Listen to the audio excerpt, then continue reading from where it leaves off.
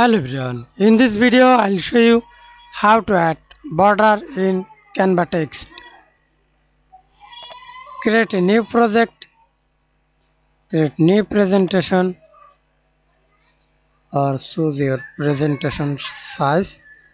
Then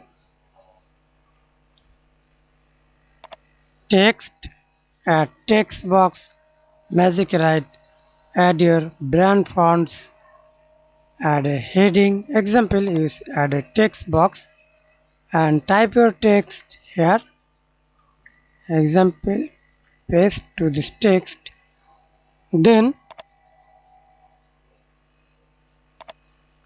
see this text effect, and now outline. Click on the outline thickness, choose the outline color red, blue, white, black, etc. Okay, again